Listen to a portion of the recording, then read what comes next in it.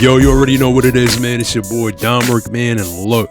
Now, y'all know me when it comes to these guard builds, I tend to lean more towards the offense-heavy shot creators or the play shots. And even though most of the time I try to put enough defense on them builds to hold my own out there in a random wreck, at times you want to do a little bit more than just hold your own. Because look, as fun as being an offensive juggernaut can be, there's nothing better than being able to affect both ends of the floor.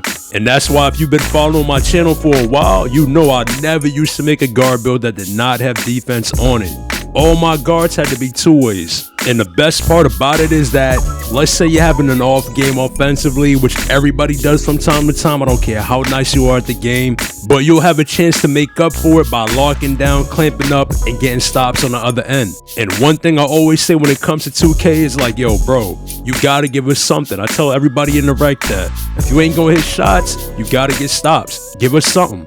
And as long as you're bringing some kind of value to the court, bro, like, you're never gonna hear me complain.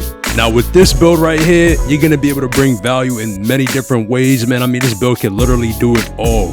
And I kind of designed it to be more of a PLAYLOCK, two-way floor general type of vibe. But this build can definitely transform into that score first type of player if it's necessary. So y'all can see we're gonna go with a 6'2" point guard, 165 on the weight, and a 6'9" wingspan.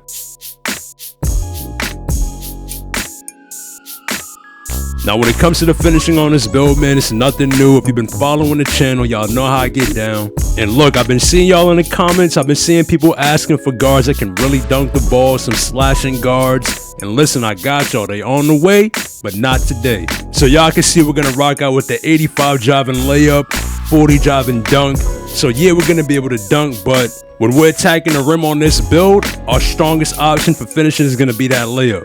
And like I've been telling y'all in these build videos, man, look, the layups were not great to start the year off, I get it, but they have patched the game, they have made changes, and if you ask me, the layups are in a decent place right now. And I'm even back to using floaters again, and I'm on high risk, so don't sleep on that, man. Learn them timings, get in the lab, and trust me, them layups are effective.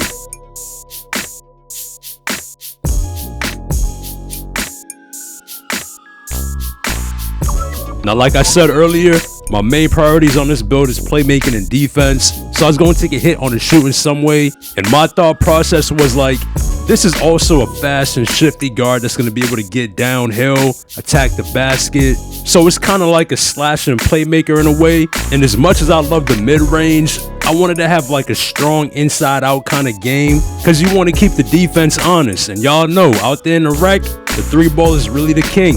So I said, look, for the play style that I'm going for on this build, if I'm not attacking the paint and drawing defenders or drawing help and making a play for somebody else, I'm probably going to be spotting up for a wide open three, catch and shoot, or with the speed that I have on this build, I can dex off ball, come off an off ball screen, and play that two-way sharp kind of role. So this build is real versatile, man. And that 80 midi is definitely reliable enough for the few times where I'm going to have to resort to that mid-range game on this build.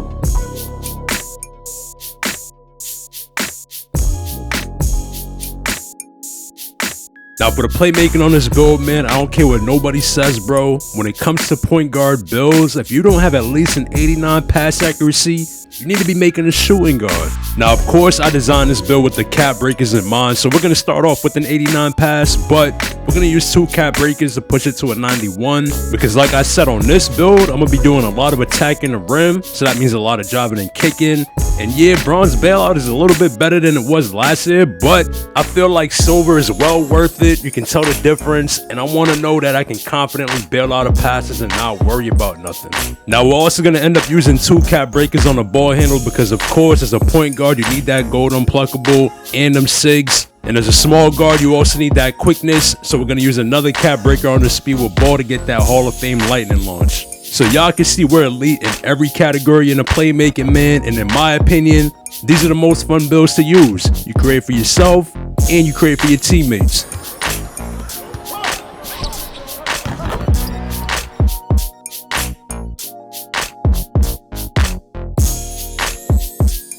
Now, when it comes to the defense on this build, I didn't necessarily design the build to be a lockdown on-ball defender, because in that case, I probably would have made him taller, put more strength on him, get a movable enforcer and things like that. But I designed this build to more so just be a pest out there, just be annoying, all in the passing lanes, all over the court. Because like I tell y'all all the time, I wouldn't necessarily say I'm the best one-on-one on-ball defender, but when it comes to reading lanes and reading what people are trying to do, I feel like I'm pretty good at that. And that's why I always stress, like, yo, make your builds according to what you're trying to do, what you're good at, and your play style. Because that's truly how you're going to be the most effective out there. And when you're effective, you're going to be having fun. So y'all can see we're going to have that 86 perimeter defense. So we're definitely going to be able to clamp up and play some D, contest shots and everything like that. But our main strength is going to be playing them passing lanes, running around the court, and also, of course, getting them on-ball steals. And y'all see, even at 6'2", just having that 50 interior D on the build, I'm able to get tight contests on layups and all that too.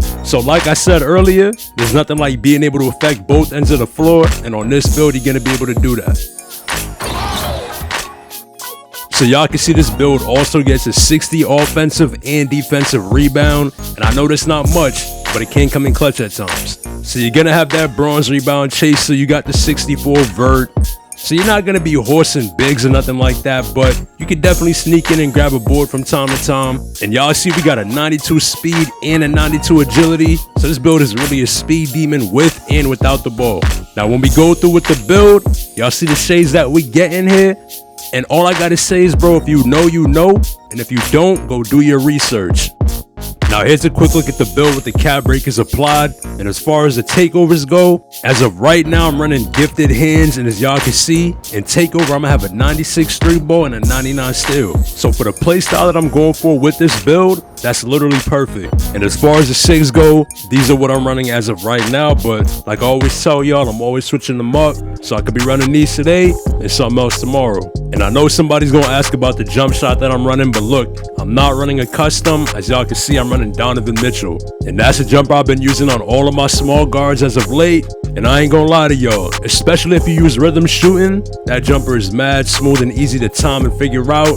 So if you're having trouble shooting, you out there bricking, go equip that Donovan Mitchell, or just go through the NBA player jumpers, man. I'm telling y'all, they're underrated. They're mad smooth. But I decided to hop into the rec and get a quick gameplay for y'all. So now I'm out here, man. This is random rec. Obviously, I'm by myself out here. And as y'all can see, I'm in more of a passive mood. I'm not really out here trying to, you know, be aggressive and look for my own bucket or nothing like that.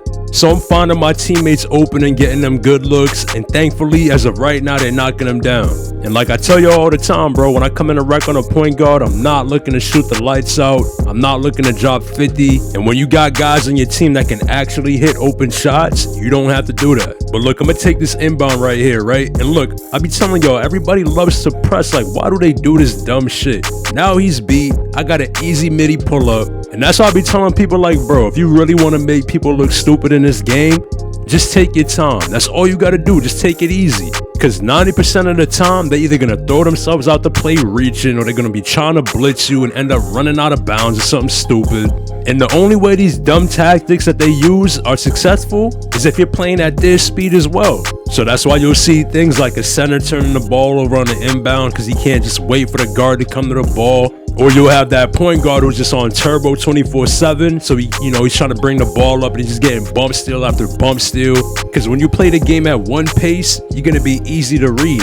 But as y'all can see, man, this game right here is getting out of hand pretty quickly. So this isn't going to be the most suspenseful gameplay, but y'all know how it is in the rec. It's either like this or you're on the opposing end of it. At least until you get into the GOAT status or you start getting some better teammates and better competition, then the games are a little bit closer. But to be honest, even when you hit GOAT status, you still got some idiots in the game. But y'all been asking for more gameplays, so every time I drop a build, I'm going to try to include at least one gameplay for y'all with it. But if I can't get a good rec gameplay where it's like a really competitive game or a close game, I'm probably just gonna start doing like MyCareer gameplays with it, because I've been seeing a lot of y'all asking for MyCareer content as well, and y'all know I'm a big MyCareer player. And look, I ain't gonna lie to y'all, some of these MyCareer games be 10 times more entertaining than anything happening in the rec. So let me know y'all thoughts on that, and I might just include a MyCareer gameplay at the end in case anybody wants to check it out. But as far as this game right here, y'all can see, man, it was over before halftime. That's crazy.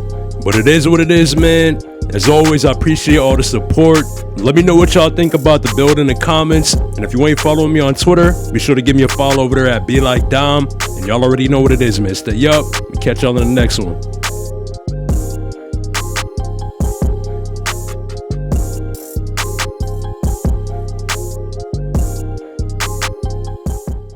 When you make it this far, it is not by accident.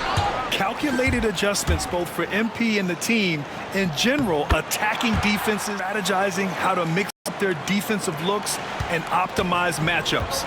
I love the spectacle around MP. He's good entertainment and I think great for the NBA as a whole. It's definitely a star-fielder opponent. First quarter of play, and we're about 3 minutes in. And the basket by MP. Back to MP.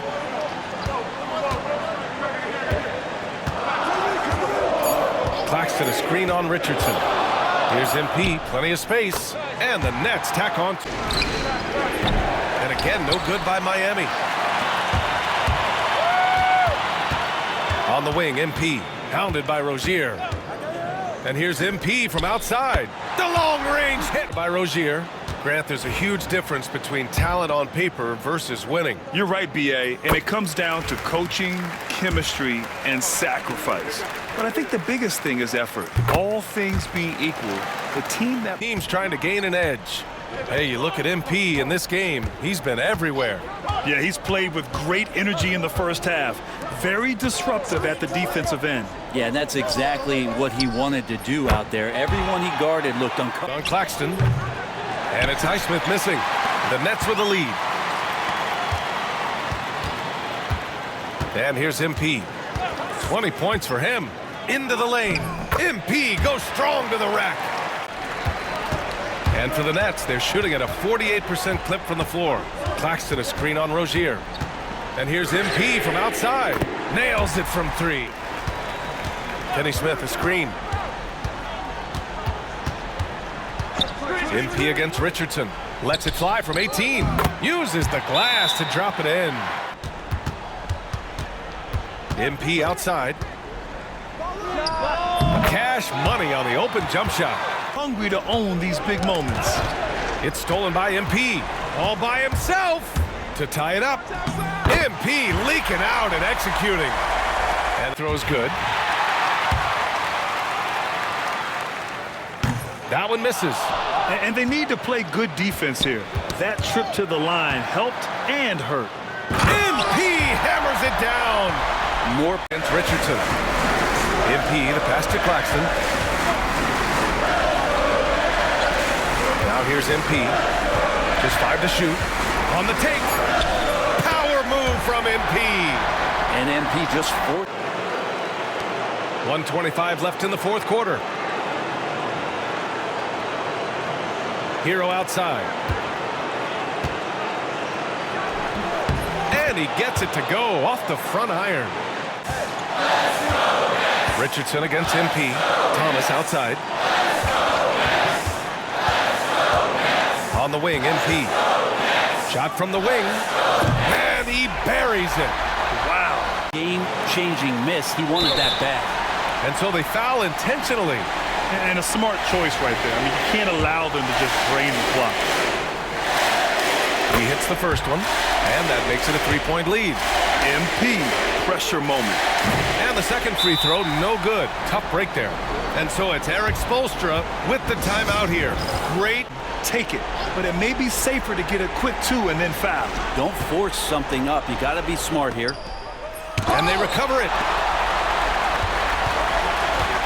Here's Hero. Cash. And that will stop the clock. He drops the first one, and that'll put him up 2. And so he drops them both, and it's a three-point game. Chances. Turning here to our analyst. What elements become the primary keys at this point? If they leave the arc open, take it. But it may be safer to get a quick two and then foul. Don't. And he cannot get the first one to drop. Tough one to miss. That's good. Going 1 of 2 from the line. And that gives him a 4-point cushion.